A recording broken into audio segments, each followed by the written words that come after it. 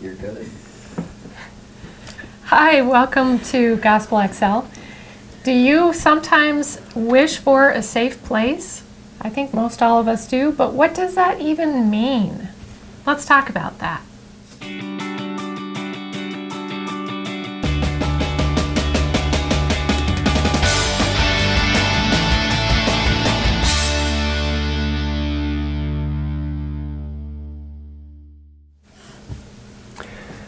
Hey, thanks for joining us tonight, and for those of you that are watching later, we hope that you find something valuable in our discussion. And part of what we're trying to do is create a community here. Sylvia and Tanya and I'm Ryan. We are a part of a house church community, we call it, and we meet every week in a home, and we're trying to run a journey together to build a faith community based on what we see in the example of the early church, what we see in the example of Jesus, where we're building community, trying to live the gospel as we see it lived out in the life of Jesus, in the life of his disciples, and in the Bible in general. And part of what we're doing here on GospelXL is just talking about things that we've learned along the way. And we're certainly not experts, but we're just going to talk about some things that we're learning, and feel free to join in via Facebook Live, and you can make comments. Normally I'm sitting behind the camera reading the comments, but today I'm over here, so I'll be watching for your comments as we go, and hopefully if you want to add to the discussion, you're welcome to that. As I mentioned, I'm Ryan. And I'm Sylvia. I'm Tanya. And yeah, we're just going to talk. First of all, Sylvia, tell me a little bit about what happened to you this week. Did anything exciting happen? Exciting. Boy, you put me on the spot. I can't think of anything exciting. Okay. Well, I know Tanya and I had a couple of things happen this week.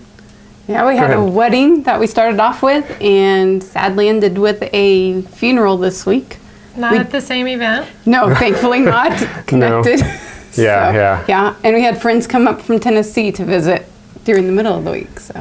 So yeah, it was kind of busy. Yeah. But now we're here. Yeah.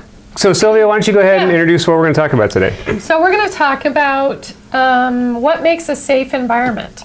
When we first started, I don't remember if we were still saying this at the beginning of house church when you guys joined, but we used to say something like, "This is a safe place." That means we will show respect for your journey by not talking about what is shared here outside of this group. What happens here stays here. Sounds kind of like Las Vegas a little bit, which, man, that's what I thought of when I first heard it. Yeah.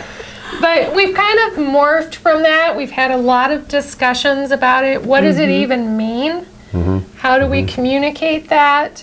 I think just very briefly, one of the things I've learned is that just because you have a well-crafted motto doesn't make it a safe place, but perhaps your motto can verbalize what makes it a safe place. But yeah. Well, part of the challenge is, what does a safe place even mean? And then what we kind of discovered is that means something different to different people in the group. So one of the first things that's helpful is to kind of define together, what does that even mean? And in context of the gospel, which the gospel calls us to discipleship. So I did a little rereading in my Safe People book by Cloud and Townsend. They not only talk about safe people, but safe churches. And I'll share some of that later. But just in a very condensed way of saying it, they use John 1:14 kind of as here's what God did for us, and he is by definition a safe person. And so for sure, we'll read this. Yeah, absolutely. So John 1:14 says, "And the Word became flesh and dwelt among us, and we beheld his glory, the glory as of the only begotten of the Father, full of grace and truth." So from that, the three things that that Cloud and Townsend pulled from it was that he dwelt among us. He was present with us. He was in community with us. And he brought grace and truth.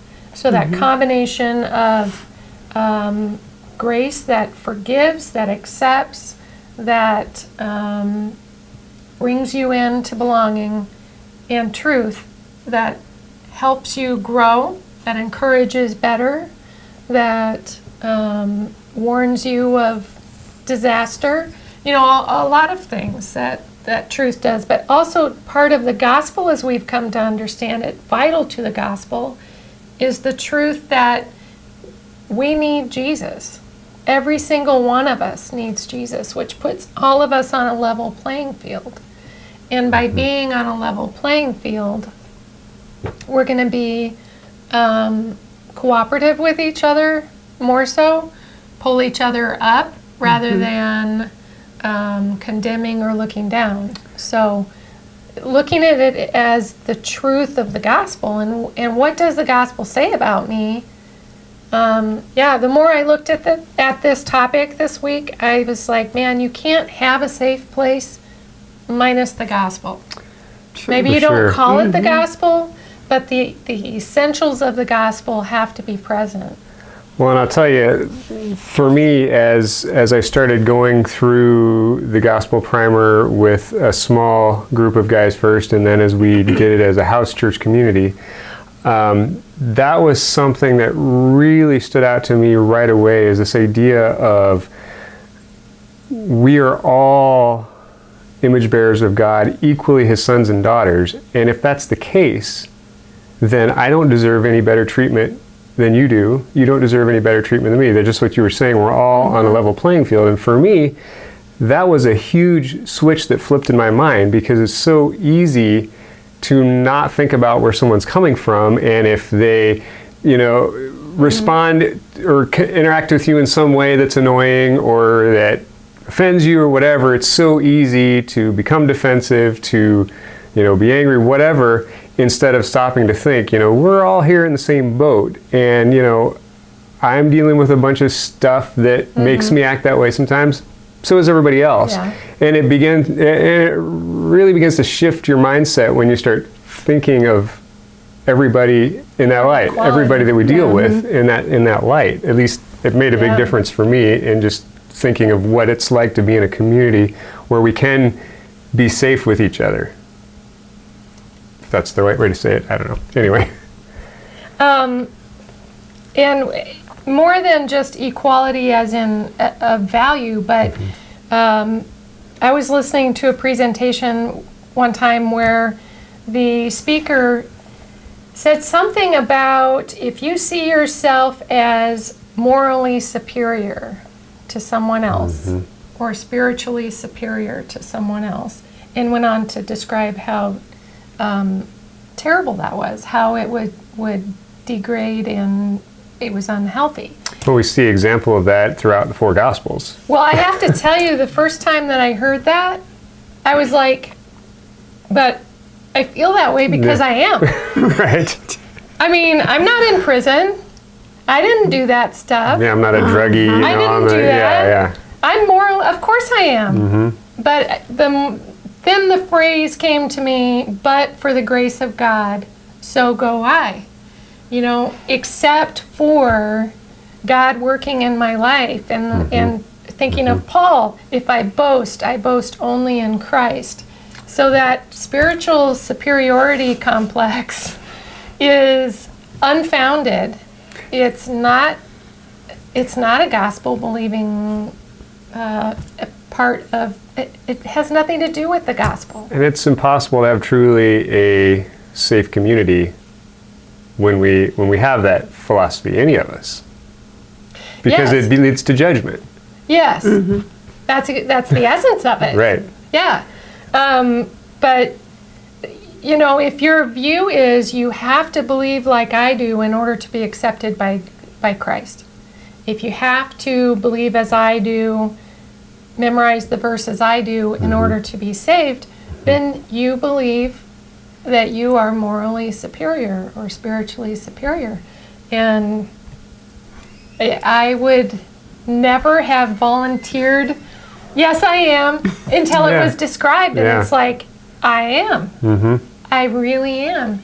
And it's been relearning,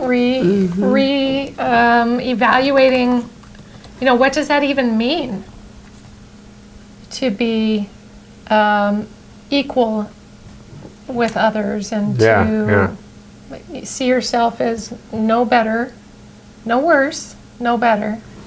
But you get that feeling of needing to be this and that because you think to get to heaven. So it's church can be the most unsafe place because we're striving so much for this fear of the unknown or the fear of the future and wanting to have some security in where we're going. Fear of others. Fear of others. I mean, it's really, the more you look at it, the crazier it is that the place that we would normally think of as safe can be the most unsettling, unsafe place. So let me ask this. Would you be willing to describe for us what you have seen in our experience with our house church community, our faith community? What has that looked like? To, when you put skin and bones on it, because it's easy to talk about what it should look like. Yes. What has it looked like? Both what are the positives that have come out of it and maybe some of the challenges that have come out of it as well in trying to create this, what we call safe place? Well, we have, some of the things that I think are essential for the safe place are like we said, the equality, equally in need of Jesus. And I think I found that by having a small group where we remind each other that we all need Jesus and that we all need the gospel and that we're all learning and growing, that creates an environment where it's accepted and normal to recognize your own struggle. And that creates a safe place. And that's one of the dimensions, I think, is being able to say it's okay to struggle. And to admit that. And to admit it. Because that's another challenge with a church environment often is we have the temptation to put on the veneer of perfection because that's what we feel is expected. I've been a Christian long enough. I've got it. Instead of being real about our struggles. And I think that has to be from those, and we have leadership, but we don't really have in our house pastoral team, right. But I think it's important that those that are viewed as leaders of the group, and there always will be leaders, whether you pick them or not, but that the leaders are able to be open and to say, I have struggles, and I need Jesus just as much as the person on death row needs Jesus. So it's important to recognize struggles. Yes. Does that mean that in a safe house church community, we can just share it all and it's okay and, just lay it all out there? Is that the same thing? That's not the same thing. Okay. So expand, right? And I had a bunch of questions written that I was going to ask you. Why is it going this way? Well, you see, remember, it's not going the right way. I'm a journalist, so it's my job. It comes naturally to me. Got it in there first. Got you on the. We can all answer the question. No, we can all answer the question. All right. So I would say no. For starters, it's not a therapy group. Fair enough. We're there for learning more about Jesus and accepting our need of Him.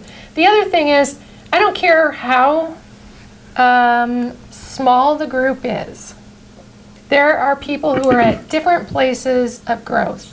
Yeah. There are people who are who don't even know what it means to be safe. Yeah. There always Yeah. will be different levels of growth. And so, we're not hand-picking people and bringing them into No. our fellowship. God's sending them, hopefully. This is people who are coming.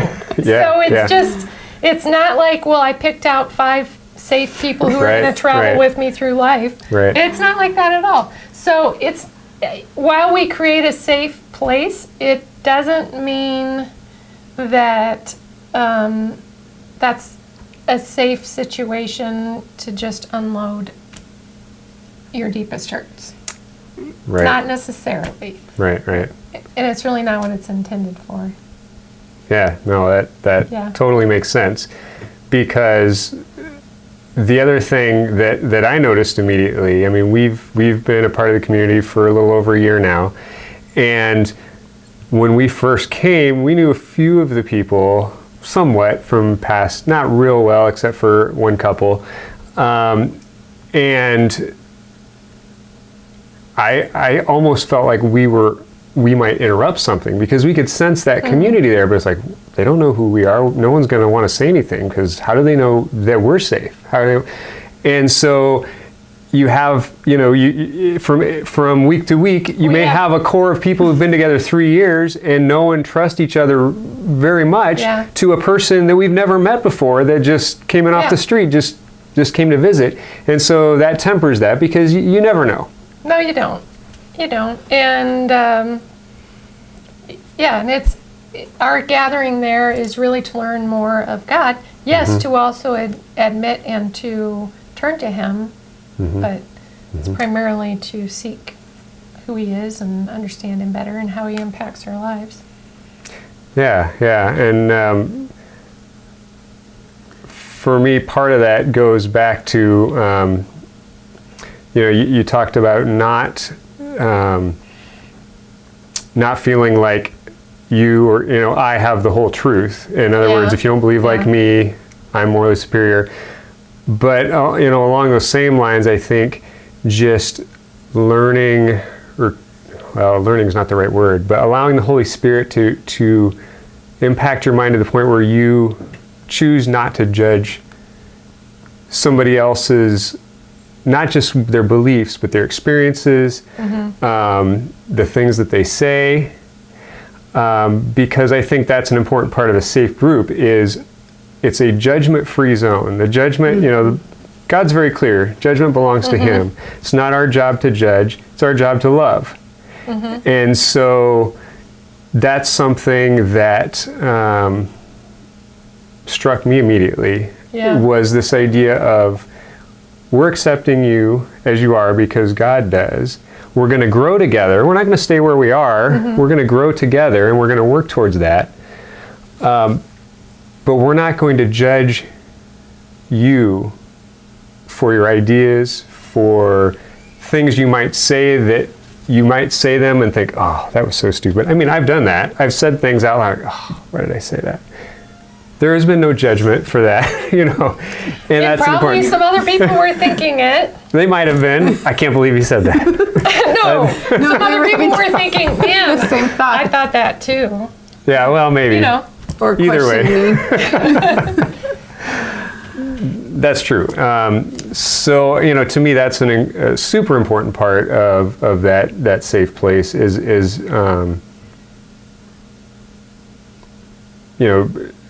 and Being judge, accepted where you are. right, wherever you're at. So that leads me to this question. Okay.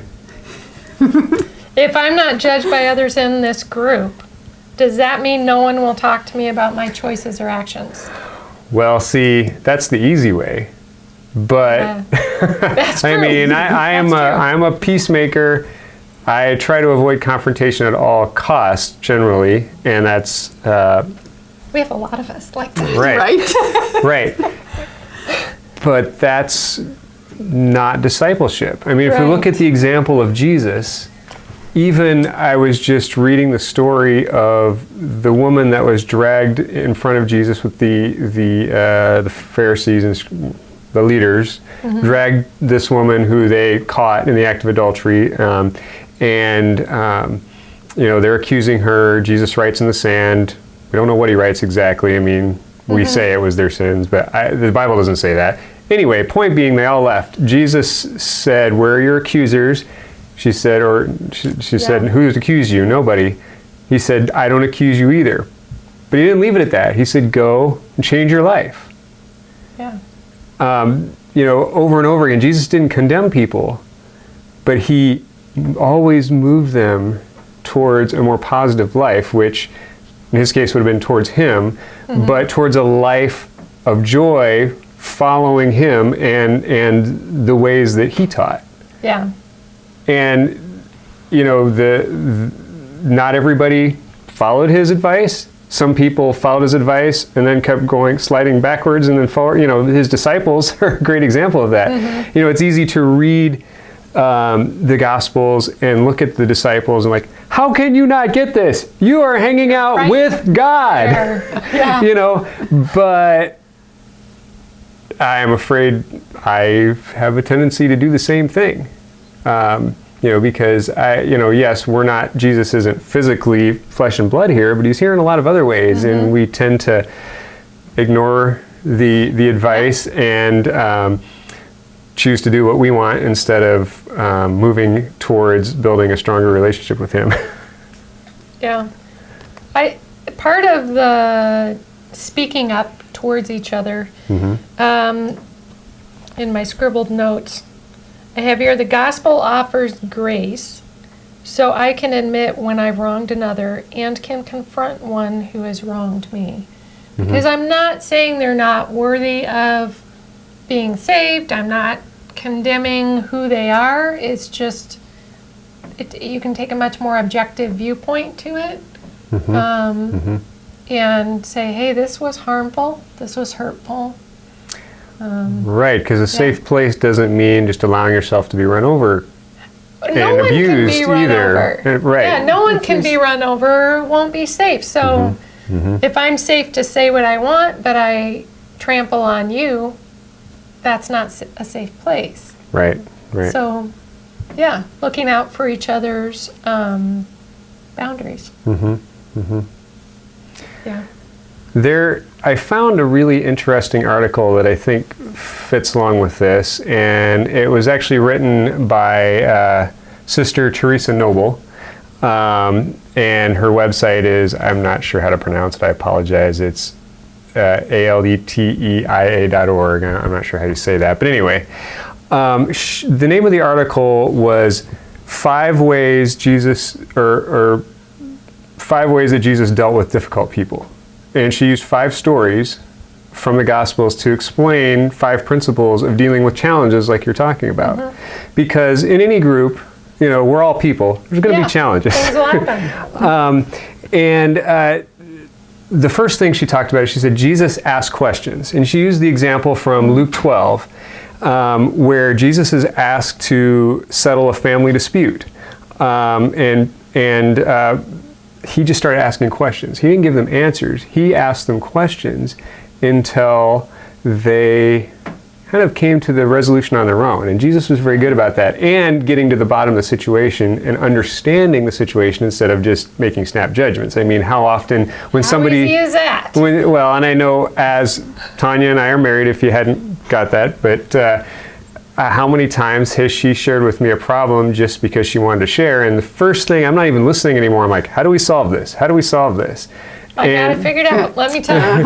Right. Instead of listening, and sometimes that's all it needs. That's all I needed. Because people, a lot of times, when they can verbalize, a lot of times the solutions present themselves. So that was the first thing. The second thing she talked about was Jesus was never cornered. And there's some great examples of this in the Bible. She talked about the story of Luke 6, where Jesus, or the Pharisees directly accused Jesus of breaking the Sabbath. And Jesus basically didn't allow them to trap him because he understood that his identity was found in God, not in what other people think of him, or, as you talked about earlier, what other people try to push on us with their beliefs. But he was clear in his relationship with God and knew where he was at, so he didn't feel the need to allow them to influence or where he stood. And Jesus, and then the next one, which I had never thought of the story in this way, but Jesus knows when to ignore. And this was the story of Luke 4, when he went back to his hometown of Nazareth, and the people got so riled up, they were literally trying to kill him, push him off a cliff, and he went away. You know, there are times when you're dealing with difficult people that You're not going to change anything, and it's just time to leave. And it's okay. That is not being unchristlike. Jesus did it. Just walk away. Right. The fourth one was Jesus is not defensive. And see, this, I referenced this earlier, and I know, I think we all do. I know I struggle with this idea of anytime someone says something that I think might remotely be an attack on something related to me, is immediately, how can I defend myself? Yeah. Yeah. And she used the story of Mark 10, where James and John come to him and say, we want to sit on your right and left hand, when in heaven, etc. Which was, it's easy for me to say it was a ridiculous request, not being in the situation, I don't know, but Jesus told them, hey, sorry guys, that's not an appropriate question. That's not my decision. He didn't feel like he needed to make them feel good by doing whatever they asked. He was not codependent. He did not have a codependent relationship with his disciples. And he was clear on where he stood, and he was clear on where the boundaries were. Just like we need to have our boundaries, and just because someone asks us to do something, it doesn't mean we have to do it, and doesn't mean that to be Christ-like, we have to do everything everybody asks us. That's a good point. And then the last one was Jesus is flexible. And that was, the story came from Matthew 15, when Jesus was visiting, I forget the country across the lake, but it was not Israel, the name of the country. And the Canaanite woman was following him around asking him to heal her daughter, and he refused at first. But when she demonstrated her great faith, he changed his mind. At least that's the way it seems in the story. Yeah. And he didn't stick with his original, and his original standpoint, which I think is important for us. We've seen that even in the Old Testament. Exactly. Yeah, there are many examples of with Moses and Abraham where God, at least the way it's written, changed his mind. Yeah, I'm going to do this, and after begging and pleading, he changed his mind. Or even I was just reading the story last night of, at the end of 2 Samuel, when David counted the people of Israel, and God punished Israel by sending the plague, because that's what David chose. I never noticed this before, but at least in the version I was reading, it says after the first day, God said that's enough. It was supposed to be 3 days. But God said that's enough, and he told David, go sacrifice at the at the specific place and stop the plague. So it wasn't, it was God saying, I can't do this anymore. Yeah. Or at least that's the way the story is written, the way it comes across. So, so those are some interesting principles to me, to say that we don't have to just, part of being a safe place is not just being, I'm just going to be a wet noodle here, everything goes, anybody can ask me anything and walk all over. That's not biblical. And that's not the way Jesus lived his life. And so I think that's an really important thing to remember. Yeah. There's the text in Galatians 6:1 talking about if we're to confront someone, in what attitude should it be done? Because in any gathering of people, like we said, things are going to happen. There will be a need to confront. So how do you do it? This is Galatians 6:1. Brethren, if a man is overtaken in any trespass, you who are spiritual, restore such a one in a spirit of gentleness, considering yourself, lest you also be tempted. So it's again in that attitude of, I'm not better, I'm not above this problem, I'm not above the sin that this person also struggles with, but let's take a step back and talk about it. See, I love the way the Message has that same verse. I have it here. Says, live creatively, friends. If someone falls into sin, forgivingly restore him, saving your critical comments for yourself. That's pretty powerful. That is. And very difficult. Yes. Yes, it is. But and But that's... he doesn't condemn you to have those critical thoughts, though, either.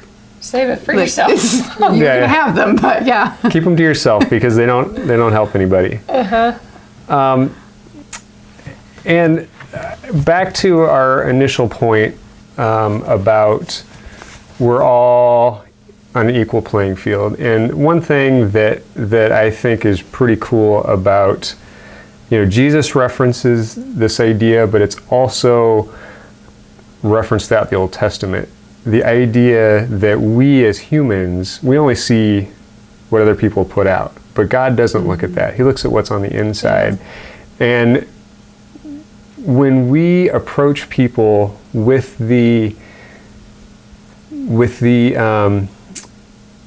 idea that I have your best intention, or your best interest at heart, and I'm going to assume that you have my best interest at heart, it's amazing how that can really smooth things out. Whereas if we assume everybody has our worst, they're intending evil towards us instead of good, it's very difficult to relate to them in a positive way. So when we trust that God's taking care of the heart, and I'm going to assume that you have, even if you don't always react in a positive way or interact in a positive way, deep down you're trying to do what's right, or you're trying to move in this direction together towards a better relationship and a bigger and bolder relationship with Jesus, then it's a lot easier to overlook challenges that come up when we remember that we're all going in the same direction, and deep down we all actually have the same goal in mind.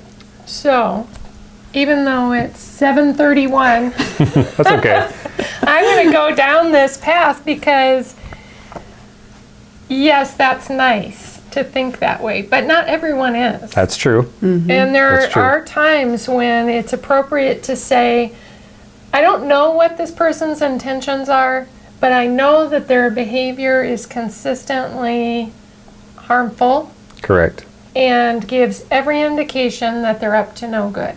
And that absolutely does That happen. happens. It absolutely does. And I think that, yes, we can start a relationship with that pretense, but we also, in reality, have to be open to saying, and I might be wrong. I don't know. They might actually not be up to my good. There are predators out there. Yep. And yeah, we've had a little discussion about, and then what would we do in our small group? I mean, those are challenging real life questions. And that's part of being a safe group, I think, is when Yes. Or it gets unsafe really quick if you don't have the discernment and the wherewithal to say that no. the group has to be prepared Yeah. to do that. Yeah. And that's never an easy thing. Yeah. Well, and it helps having each other, knowing that each other has your back.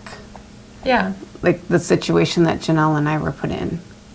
We read off of each other and kind of gave cues that the other person didn't know what was going on, but we were able to keep it safe. They were in an interesting situation. We'll just leave it at that. We'll just leave it at that, yeah. I'm going to read a little bit out of The Safe People. Yeah, I'll add that as a resource All while right. you do that. So it's on page 164, 165. There's a section about safe churches, where, like I said, you might think that you're going to find a safe place in a church, but not always. So some characteristics, qualities of safe churches. Grace is preached from the pulpit and is the foundation for how people are to be treated. Truth is preached without compromise, but also without a spirit of law and judgment. Church leaders are aware of their own weaknesses and their need to grow, and are open about their hurt, pain, failings, and humanity. The church uses small groups and focuses on community. The culture is one of forgiven sinners. Instead of being self-contained and thinking it has all the answers, the church is networked into the community, availing itself of input from other sources such as churches, professionals, and organizations. Which that has really been a shift in my own life since coming into the house church community, beginning to not be afraid to listen to people from other backgrounds and to say, oh, that's interesting. They have a point. They have a relationship with God that I can learn from. The teaching has a relational emphasis as well as a vertical one. The teaching sees brokenness, struggle, and inability as normal parts of the sanctification process. And there are opportunities to serve others. So, yeah. It was interesting to read that after having been in the house church community for a while. So this would be an interesting conversation to have in about 3 more years. Wouldn't it? Yeah, because I imagine this is something that will evolve with time. It will, and every group is different, and every group will have to create their own dynamic. And I think some of the things that we're doing to help with that is like our family get-togethers that we do on Wednesdays and Fridays, and then encouraging And our small sometimes groups. Saturday nights. Yeah, and you never know whatever other day might get thrown in. Yeah. to build relationships outside of just the kind of worship service. Right. Yeah. Yeah, for sure, because that's how we build trust, by getting to know each other better. Yep. All right. Well, thanks for joining us. I hope that you have found something useful here. We'd love to hear some of your comments. It's a big topic. And like I said, probably going to evolve with time. So join us next week. What time, Ryan? 7 o'clock Central Daylight Time. What day of the week? Every Friday. Friday. Almost every. Oh, yeah, that's true. We'll be here next week. Yeah. All right. Thanks for joining us. Have a good evening.